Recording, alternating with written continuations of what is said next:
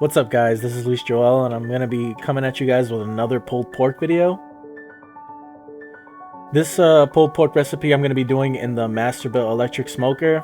It's a little different from the offset smoker that I generally use, but the result's generally the same. Some steps are going to be different, but overall super easy to make. So yeah, let's get into it. So we're going to start with, as usual, these pork butts. Usually get them from Costco. Gonna take them out of the package. Make sure not to cut yourself when doing this. You guys have seen me remove meat from packaging and dry them out a million times, so I'm not gonna bore you with the details. You just want to remove all the fat and the extra skin and tissues that you don't want, because that stuff is just gonna not render down in the final product. And I don't really like a lot of fat in my pulled pork. Today we're gonna be using some Meat Church's Honey Hog and Holy Voodoo. This Morton's Tender Quick is a meat curing salt that we're going to be using to create a nice smoke ring. The Masterbuilt electric smoker doesn't create a smoke ring naturally in meats, so you have to use this meat curing salt to get that pink color. If you don't care about the pink color, then you don't have to do it. So we're going to be doing one layer of Holy Voodoo, which is a much more spicy, savory rub, and a second layer of the Honey Hog rub, which is obviously a more sweet rub. Now you want to sprinkle an even layer of both of those.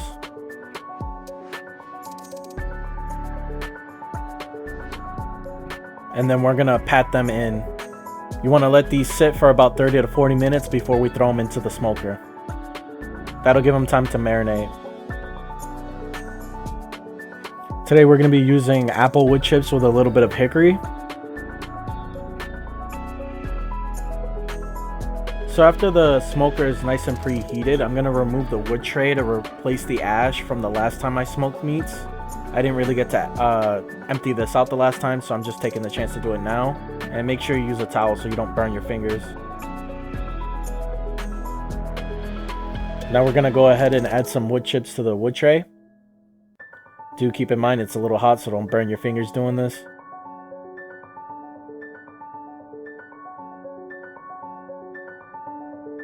Alright, these pork butts have been marinating for 40 minutes and we're going to start loading them into the smoker. Do keep in mind when you go to load the pork butts into the smoker, keep them about a rack apart so that way they get enough airflow and enough smoke circulating between them. That'll just maximize how much smoke flavor you'll get into the meat.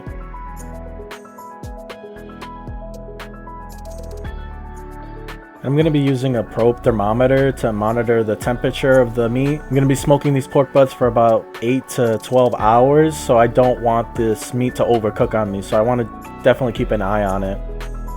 I expect these pork butts to start stalling out at around 150 to 160, so yeah, we got a long way to go, so I'm going to let these rock for about 8 hours and see where they go. I'm going to be spraying these pork butts with a mixture of 1 part water to 2 parts apple juice.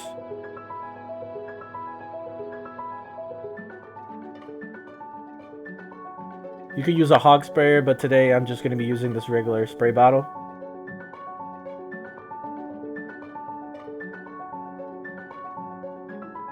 Alright, after about the 2-hour mark, we're going to start spraying these pork butts. The reason we spray is for moisture, but mainly to build bark. The sugars inside the apple juice are going to caramelize on the outside layer of the pork butts, and it's going to get a nice dark crust. And we're going to be doing this once every hour to build bark.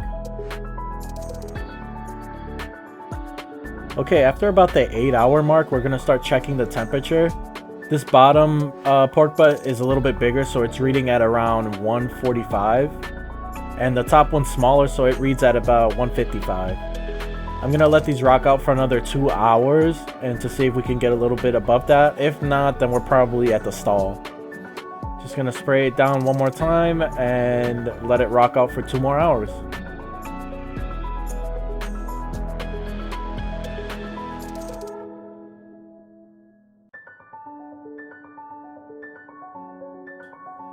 After 2 hours, guys, we're going to be pulling them out. They've developed enough smoke flavor and color that I would like, so I'm just going to start wrapping them up. Always be careful, the smoker's really hot.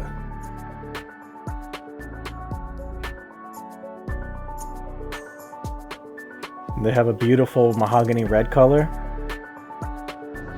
This is what we're going to be using to wrap the pork butts in.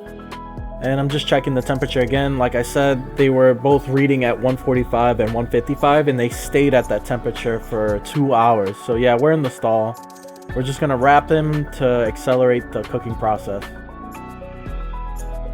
You guys have seen me wrap the ribs and pork butts with the same mixture over and over again, so I'm not going to bore you with the same thing. I'm going to be using this rib candy apple cherry habanero from Texas Pepper Jelly. Shout out to Matt Pittman from Meat Church for the great idea. This stuff goes good on pork, so I'm just really going to try it out with this recipe and see how it comes out.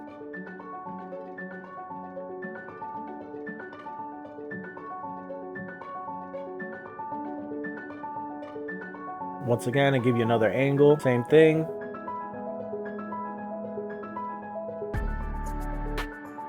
I'm gonna give you guys a nice slow-mo of the drizzle of the pepper jelly. Just looks like you're glazing a ham.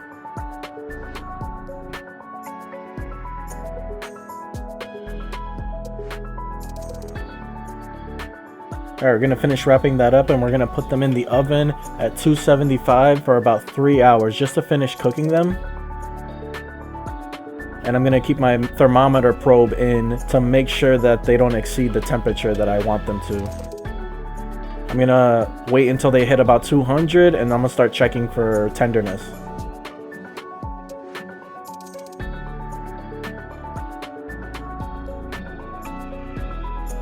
Okay, after about the 3 hour mark, they started to read around 195 to 200, so I started checking them for probe tenderness, and yeah, they're done. They're super tender.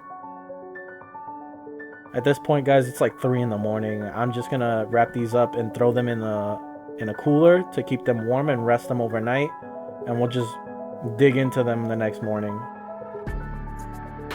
Yeah, sometimes smoking takes a long time and maybe even all-nighters, but it's so well worth it in the end when the food comes out so good. I'm gonna put a small box in the cooler to take up most of the airspace just to retain heat. After the next morning, we're gonna go ahead and take the meat out of the cooler and we're going to start pulling it. You wanna save all the juice just because that's flavor and moisture. Some people buy tools to pull the meat and shred the meat apart, but this pork butt's so tender that you honestly don't need any of that. And it's got that beautiful red smoke ring from the curing salts that we use. Most electric smokers don't provide a red smoke ring when after smoking, so that's what we use the curing salts for. Alright guys, there you have it. Nothing left to do now than just to make a sandwich. I'm gonna serve this up on some nice sliced bread. Make sure you get some barky pieces. And we're going to be trying out Swamp Boys original barbecue sauce. This stuff is really sweet, so don't add too much of it. The products I used today I'm going to be linking in the description box below. If you guys liked this video, don't forget to like and subscribe, and I'll catch you guys in the next video. Peace.